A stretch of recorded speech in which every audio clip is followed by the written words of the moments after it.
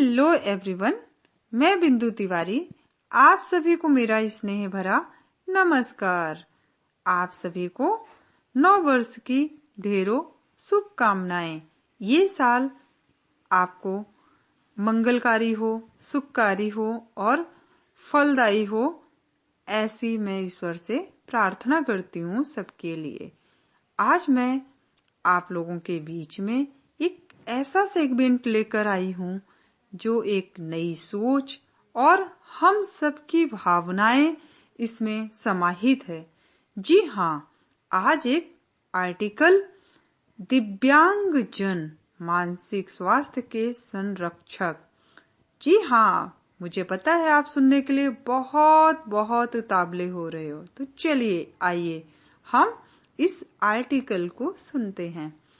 मेरे छोटे से निबंध के शीर्षक को देखकर यकीनन आप सोच रहे होंगे कि हमारे शारीरिक स्वास्थ्य को सुरक्षा प्रदान करने हेतु तुलसी, नीम, एलोवेरा, आंवला, जामुन, आम इत्यादि जैसे न जाने कितने पेड़ मौजूद हैं, जिनके फल न सिर्फ हम खाते हैं बल्कि इन्हीं की छाया में बैठकर विश्राम करते हुए हम एक नई और अलग ही ताजगी का अनुभव करते हैं।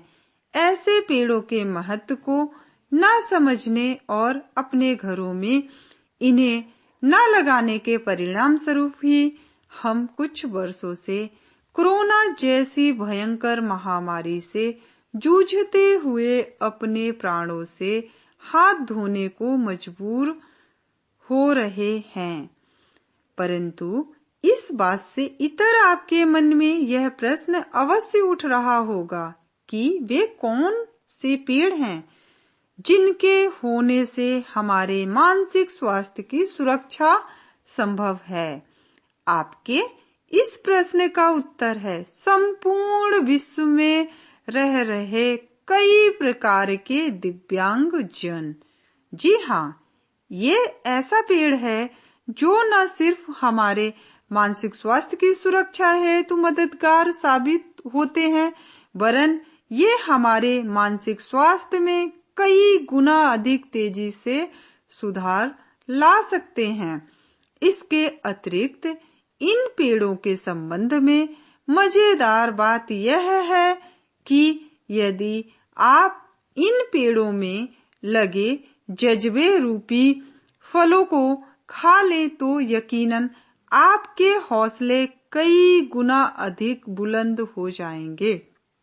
और यदि आप ये सोच रहे हैं कि हौसलों का हमारे जीवन में क्या काम, तो आप सभी पाठकों से हमारी गुजारिश यही होगी कि इस सोच से जरा बच के रहिए, क्योंकि यही बचाव आपको दिला सकता है ढेरों खुशियां और सफलताएं, और साथ ही आप इजाद कर सकते हैं जीवन जीने के ढेरों रचनात्मक तरीके। यहाँ ध्यान देने योग्य बात यह है कि जिस प्रकार हम शारीरिक स्वास्थ्य की रक्षा में सहायक पेड़ों की अनदेखी कर उन्हें अपने घरों अथवा उद्यानों में लगाने के काम से परहेज कर रहे हैं, ठीक उसी प्रकार हम में से अधिकांश लोग मानसिक स्वास्थ्य की रक्षा में सहायक पेड़ों के अस्तित्व को नकारते हुए उन्हें हेय दृष्टि से देख रहे हैं।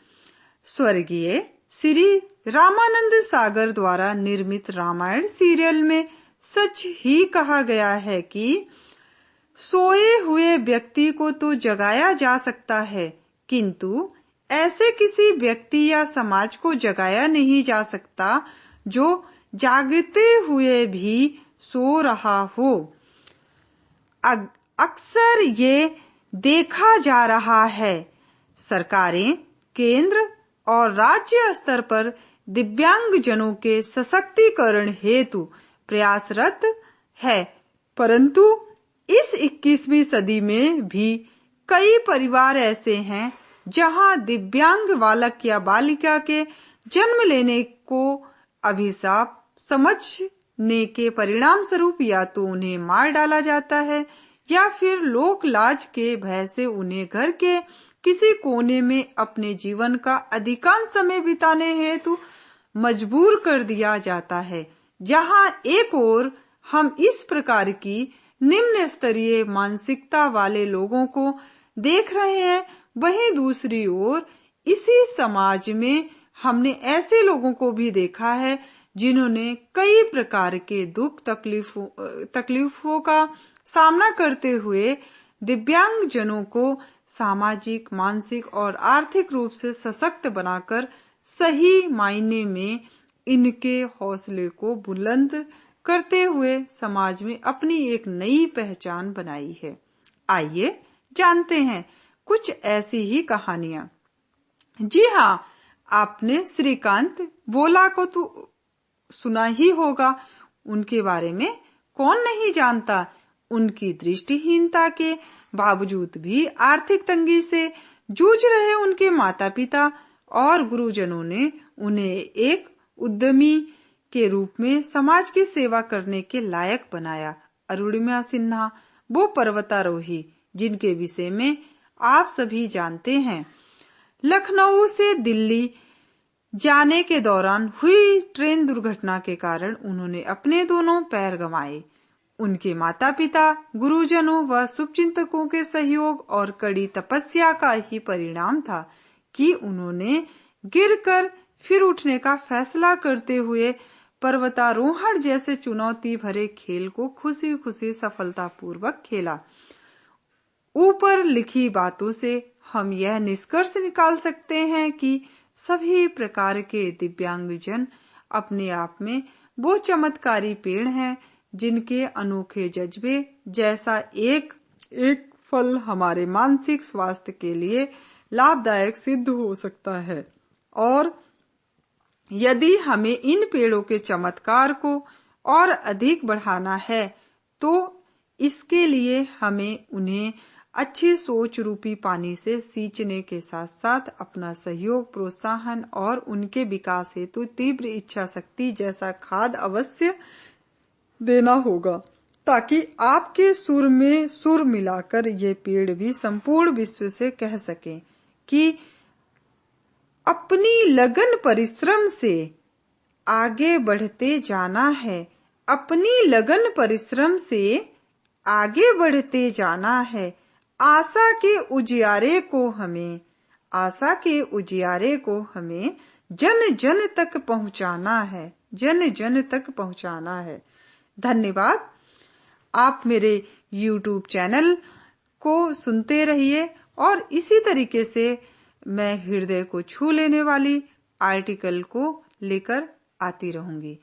वीडियो को लाइक करिए, सब्सक्राइब करिए और शेयर करिए। आप सभी को मेरा नमस्कार।